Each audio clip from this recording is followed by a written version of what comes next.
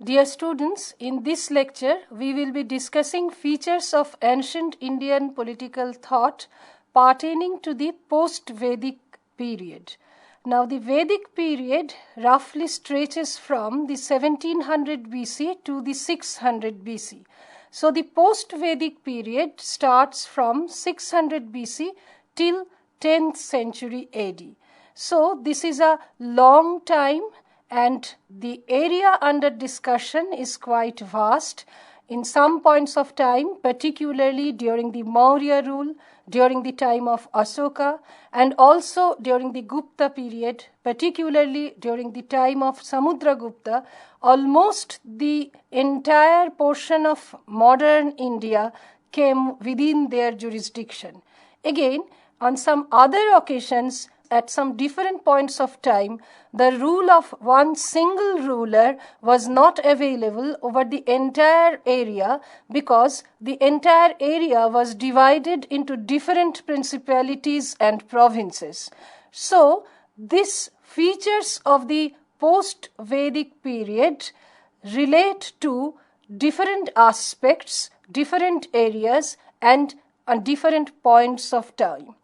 Now, coming to the most principal feature of ancient Indian political thought of the post-Vedic period, the concept of territoriality, which was absent during the Vedic times and particularly during the early Vedic times, came to the fore during the post-Vedic era. We all know that Janapada or territory constituted one of the major angas of state during the post-Vedic period. So, the ruler was not just a ruler of a particular clan or tribe.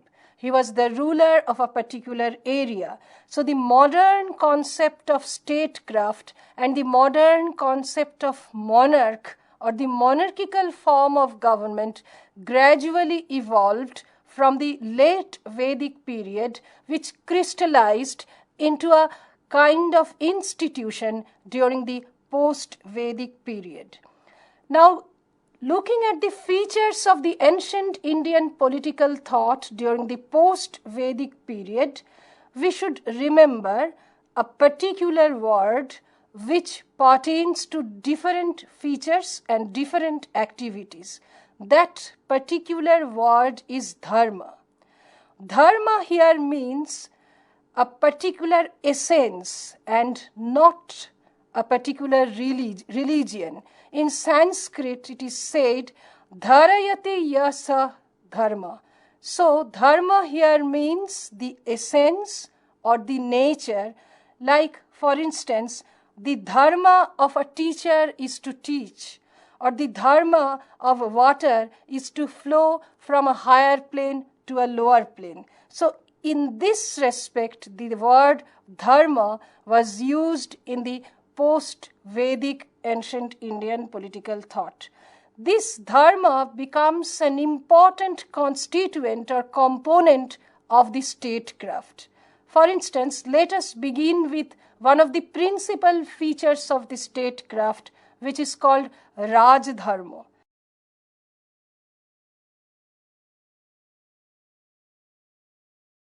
Raj Dharma means the dharma of the Raja or the basic duties of the king. It is mentioned that the basic duty of the king was to protect his subjects. Here it should also be remembered that the duty aspect should not be analyzed only from a negative standpoint but also from a positive standpoint, implying thereby that the king's duty was to protect his subjects as well as to give support to his subjects. In fact, at one point in Manu Smriti, we find that Manu prescribed that the king should lead his subjects to the battlefield, and he also mentioned that the king who died in the battlefield will go to heaven in future. So, the Raj Dharma has been emphasized in minutest details in different literary sources of ancient Indian political thought. Incidentally, it should be mentioned here that the Indian political thought, and particularly the ancient Indian political thought, revolves around the concept of duties, and we do not come across much ideas or literature about the concept of rights. Today we are very, very concerned about our rights, but in ancient India, the concept of duties overshadowed the concept of rights. And here we find that in the case of Raj Dharma too, it was the duties that in fact characterized the king. It is to be mentioned here that it is not only the duties of the king that were mentioned. In fact, it was a kind of reciprocal relationship that was spoken of in many of the literary sources of ancient India. That is, the king should look after the subjects, and it was also the duty of the subjects to give obedience to the king, to give protection to the king, to give certain elements as a kind of taxation to the king. So it was a kind of reciprocal relation that characterized the institution called Raj Dharma. One has to mention here that the Raj Dharma, or the functions of the king in ancient India, were not something unlimited. In fact, the imperialist scholarship on ancient Indian political thought pointed out that there was no democratic element in ancient India. The kings of ancient India were absolutely autocratic. They did not look after the demands of the people. But here it should be mentioned that these kinds of arguments were not true.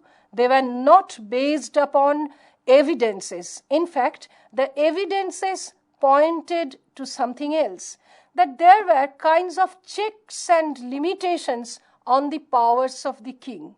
We know that the kings did not perform their duties single-handedly. There were many other personnel, and we may call them offices or even institutions, that used to give advices to the king. The institution of Raj Purohit is one such illustration.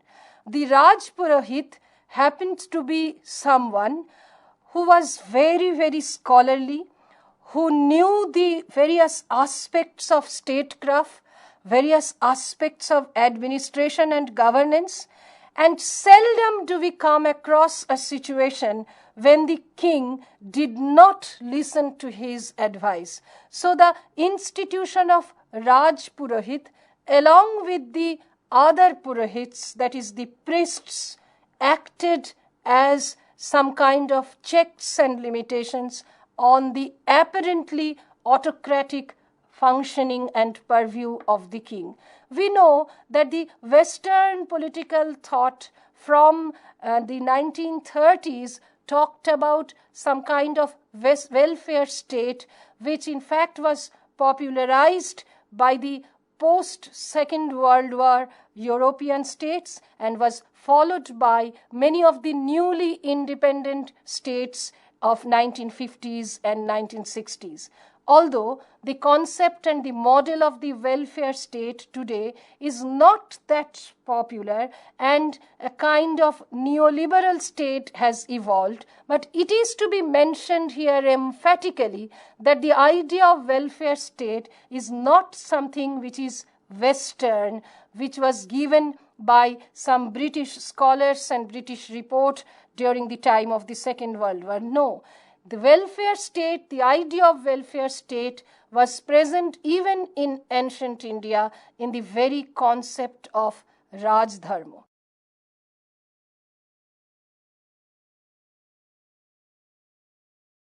Now, the second feature of the post-Vedic ancient Indian political thought is the other institutions or the other political offices, barring or excepting the institution of the monarch. We know that the Saptanga theory of the state mentions 7 angas or limbs of the state. Of these, apart from the Raja or the Swami, we have the Amatya, the Janapada, the Durga, the Kosha, the Danda and the Mitra. Now, by Amatya, actually several offices were meant, the most important of which was the Mantri. It was the duty of the Mantri to give advices to the king. So, on the advice of the Mantris, the Raja or the Swami or the ruler conducted the day-to-day activities of administration. Apart from the Mantri, we come across the institution of Yuvaraja. The Yuvaraja or the crowned prince also helped the king or the ruler by giving him advices, by taking leadership on certain occasions, and particularly in the case of the death of the monarch, the Yuvaraja took over the mantle of the statecraft. So Yuvaraja was another important element within the ambit of Amatya. The third important institution was already mentioned to an extent, but should be emphatically mentioned once again, that it was the institution of the Purahita.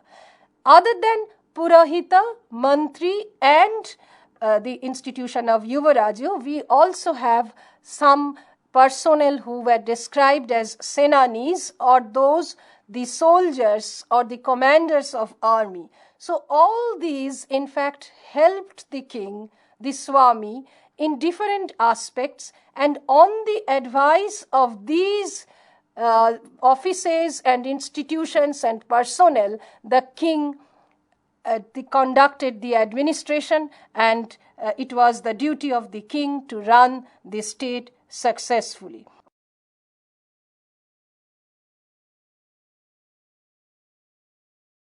The third important element that should be mentioned here is justice.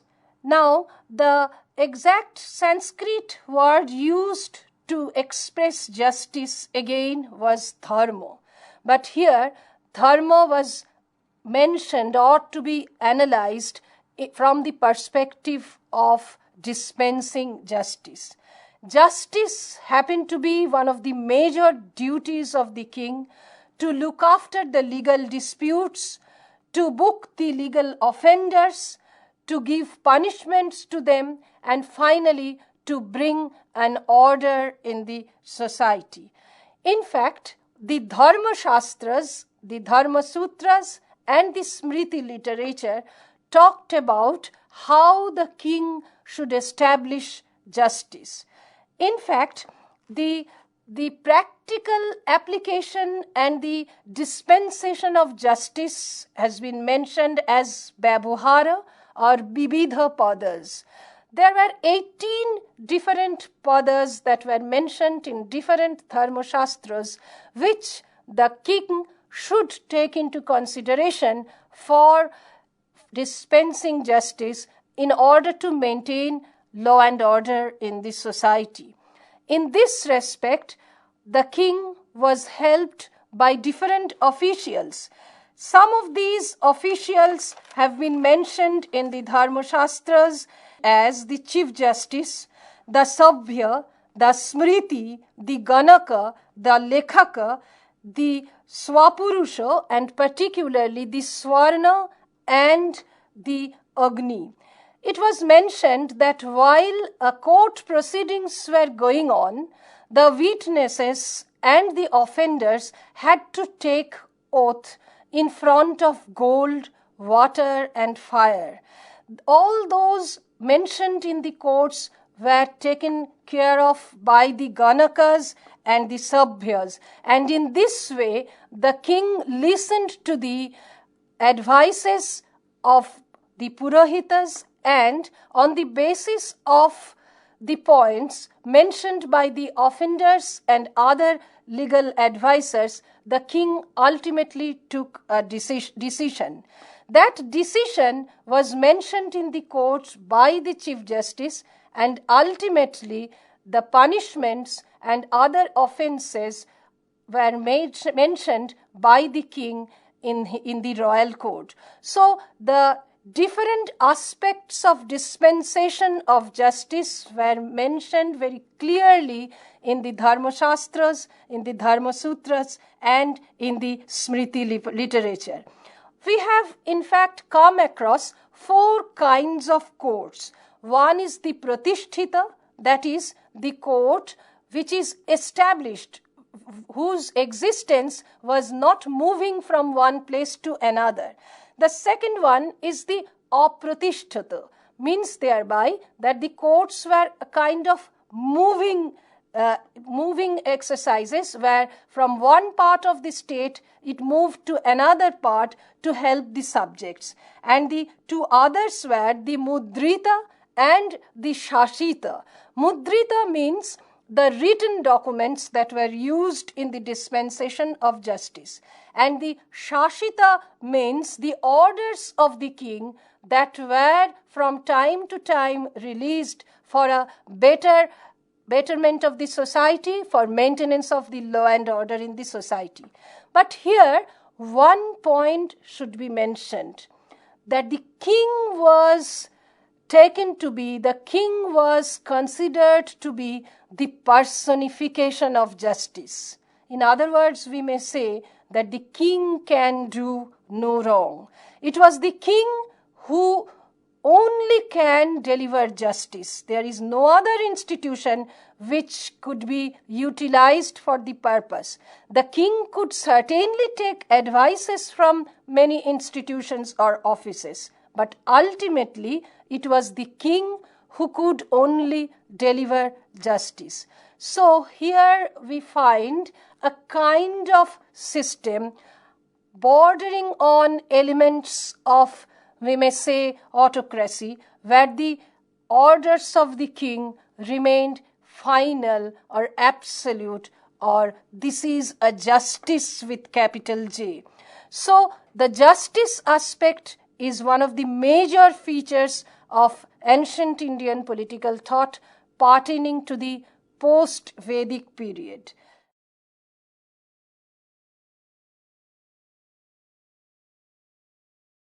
The next feature that we should mention here is that society by that time was organized along caste lines or along Varna lines more prominently than it was during the later Vedic period.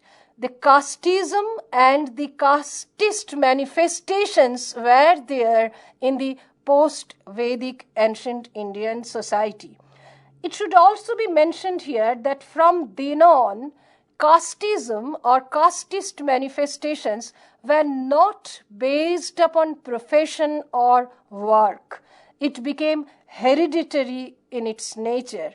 So, a kind of social immobility could be found in that kind of society where the son of a Vaishya could never become a Brahmana even if he learned a lot, or vice versa. And in this way, the Varnashram Dharma established itself again as one of the dharmas of the society. And incidentally and ironically, one of the Raj Dharmas happened to be to maintain these Varnashram Dharma. Now coming to the next important feature, from this period onwards, we find the seclusion of woman, the confinement of woman within the 4 walls of the home. We find in the early Vedic period, there were many women scholars who were gradually decreasing and declining during the later Vedic period, and in the post-Vedic period, we find a kind of society which was absolutely patriarchal. There was no voice of woman. In fact, woman could not be found in the public place. Here it should be mentioned that the women who belonged to the different families had to remain content within the 4 walls. But incidentally and ironically, there were some women who were not treated as women belonging to families, but they learned the different kinds of art and education, and some of them became very prominent in ancient society.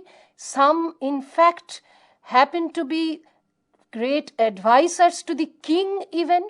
Some, in fact, worked as spies, but they were not normally regarded as family women. Now, coming to the next important feature, we find that the society was a kind of a status quoist society.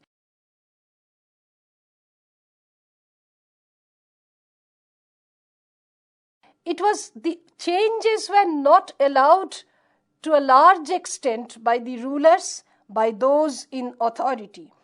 Anything in the form of protest were suppressed with heavy hand. The dissenting voices were not allowed to express their opinion.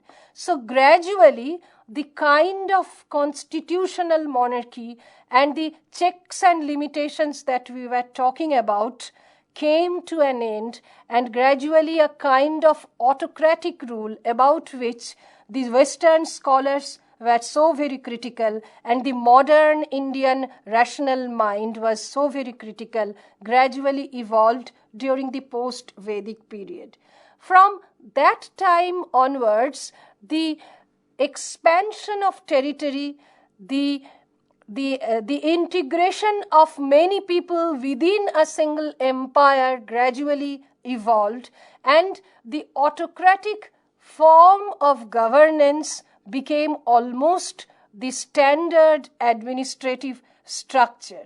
Another feature comes next, that is, the state was gradually considered as a means to achieve some end. And from then on, the Purusharthas, the four Purusharthas, the Dharma, the Artha, the Kama, and the Moksha. Now, of these four values, all along it is true that Dharma was regarded as something highest, of highest value, of highest importance. But gradually, after Dharma, the Artha and the Kama took their positions, and in the case of Moksha, it began to be debated that which one is the moksha for whom. In fact, the state was regarded as a means to an end, that is, means to the moksha. If justice was regarded as the moksha, the state was utilized from that perspective.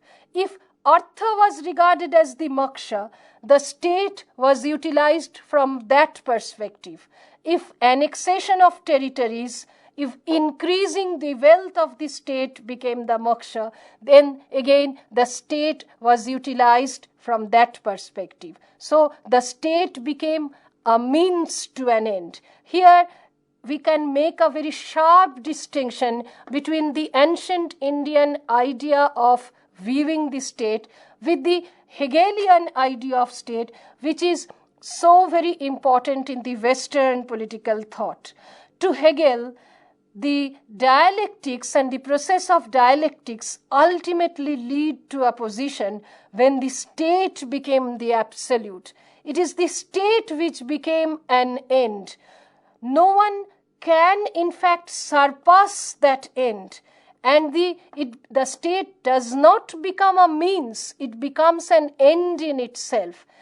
This kind of argument, this kind of reflection was not at all present during the ancient Indian political thought.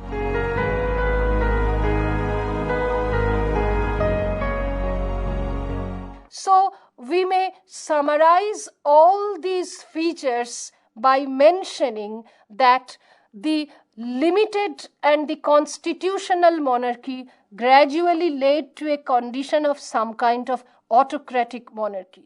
The society which was to a large extent mobile and to a large extent allowed mobility gradually became status quoist, where social mobility was not allowed, where casteism, where varnashram dharma were able to establish themselves as very strict orders of administration.